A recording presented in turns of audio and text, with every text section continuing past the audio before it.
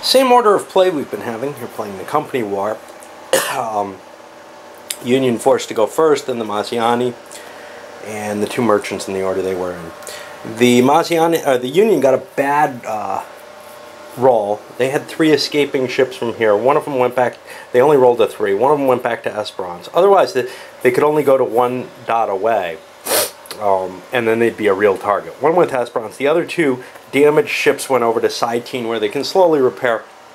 Actually, that might not be my wisest move in terms of repairing, because oh no, I can do 2 a turn in Saitine. Cool. I thought I only had 1 a turn there.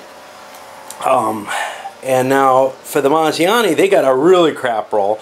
No real reason, you know, if they got all their ships together, they'd be about even with this fleet. So no real reason to go for the big fleet gathering. In fact, they may never use their 2-die roll unless they just want to ensure that they get everything. So they got a 1 and they slipped their other garrison down here to Wyatt's. Try to score some additional points. Right now they're spread out pretty thin. If the Union gets a good roll, but they don't have their 2-die roll, they'll be able to do some damage. For the merchants, I haven't done them yet. They have to take their draws. Okay, the merchants have more or less agreed not to attack each other. This came about when Blue sailed into here. There's a low likelihood of an attack actually working. The Union merchants could have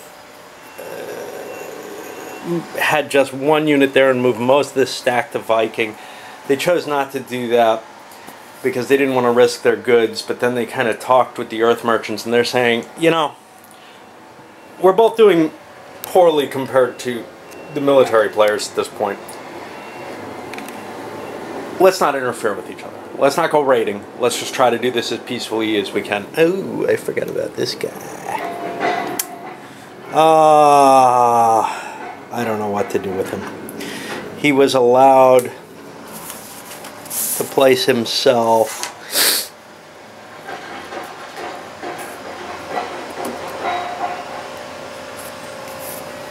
at any station. He would have gotten a draw here at Wyatt's. It's a Saitine pick.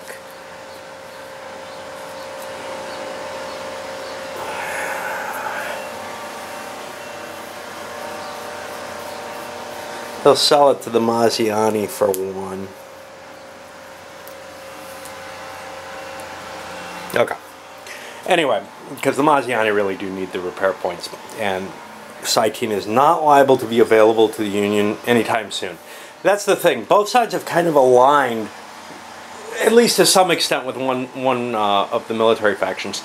The opposite that you'd expect. The Earth merchants are allying largely with the Union. The agreement being, we'll let you through now because you're not winning, but we expect at the very least you won't help the Maziani. The Union merchants, on the other hand, because of what they did, are less well received by the Union military structure. We see that the Maziani are gaining some good ground point-wise here. They've got their 3 garrisons in place. They've got ships with them too, but it's the military garrisons that matter. I forgot about something with those military garrisons. They,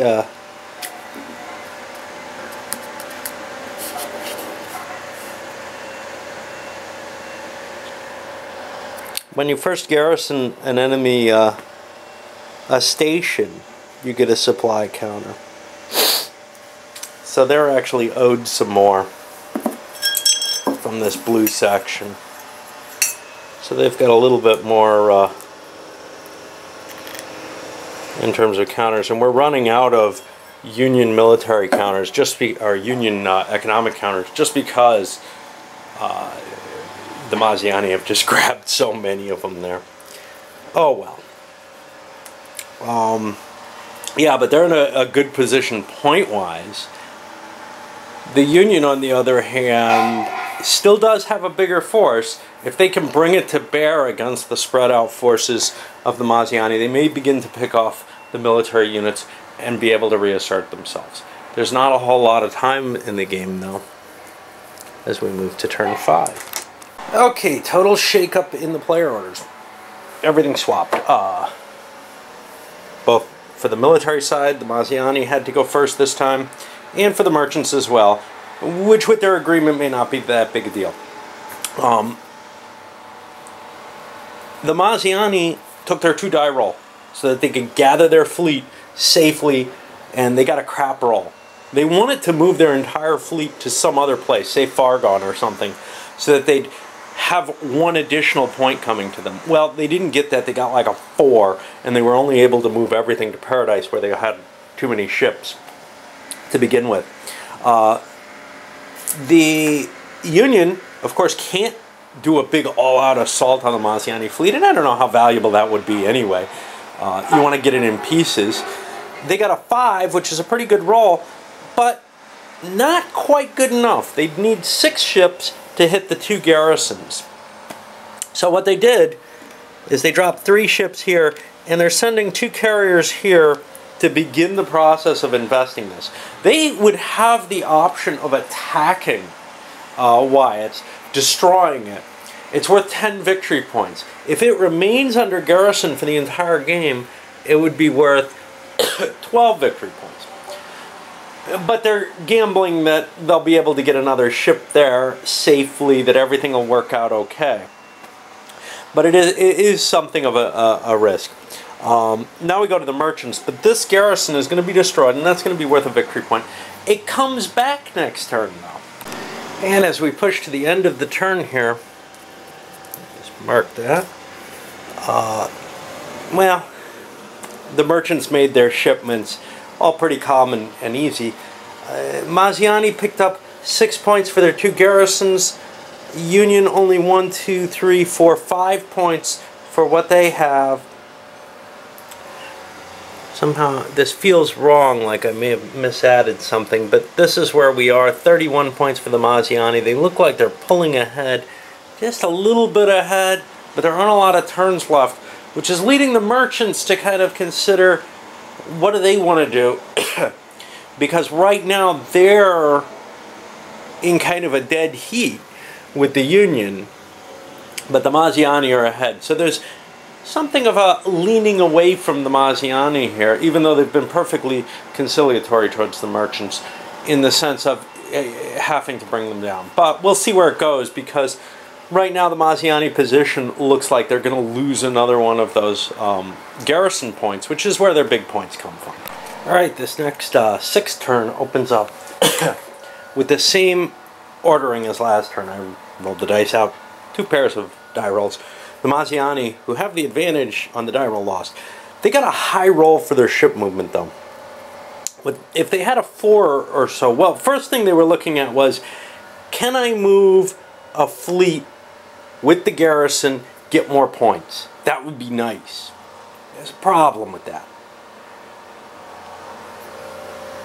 They can skim around up here, but they can't get through here to get to here. They have no way past the block point that Cytine and Voyager provide. Now, Voyager throws 3 of these cruisers into play. Over here at Wyatt's, there's 2 carriers. What I think I'm going to do, I was going to drop at Wyatt's, but I think I'm going to grab 6 ships, I rolled a big 6, and sail over and attack the heavy cruisers, because they're not very effective. They only have a 5 firepower rating. They have the range of 5, and they only have a 2 shielding. Whereas these carriers also may have some extra fighters on board. I'm not sure. I ought to be paying attention to that, because I had to repair these. I've got fighters on board some of these ships, and maybe they were able to fix themselves. I don't think I can't fix it Esperance, I don't think. Let's see.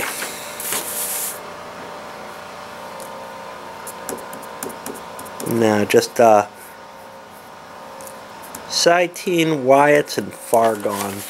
so that's not going to give me a chance to repair. Now it really comes down to how big a role the Union player gets as to what they're going to do. They can pick on 2 carriers up here at Paradise. That's attractive. And also destroy Wyatt if they get a decent roll. They probably don't want to go for Voyager. But I don't know. We'll see. They get a 2. A 2's not very good. A 2 could allow them to destroy the Wyatt's force. It could win them this battle. Would they have merchant support?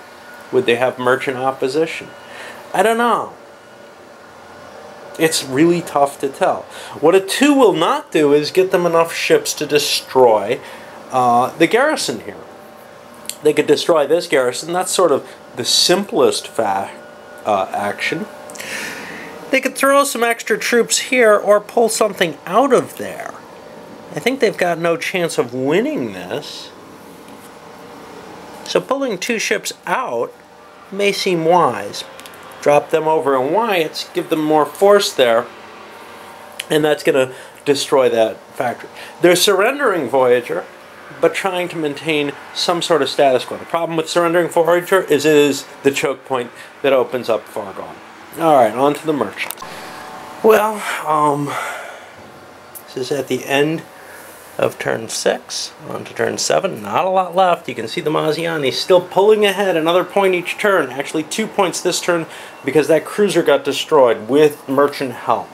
The merchants are really beginning to regret, the Union merchants, the position they've taken, and they kind of want to swing sides. Now I've got to look carefully at what my fleets look like, what my deliveries look like, to make sure that makes sense. Voyager. They're not really competing with each other at all now. They're not shooting at each other to try to capture goods as they did on the first turn. If the Union and the Union merchants can come to an agreement, which they probably can. I don't see the Union opposed to the Union merchants terribly. They're just pissed because they keep getting shot at. Then they'd be given free passage, and at this point, I think the consolation prize is both the merchants are worried about the Maziani running away with the victory here. So I feel like there's a merchant Union a switch where the merchants are more in support of the Union. They don't want this war, this section of the war, to be won by either side particularly, for whatever reason.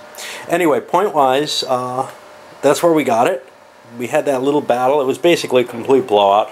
The carriers were able to get the cruiser in their sights and, you know, wipe it out without any problem. However, the Union is kind of keeping a balance. They didn't get a good roll. If they had gotten a good roll, this would have been a turn to take advantage of things. Alright, gonna load this one up, and then we should finish the game up on the next video.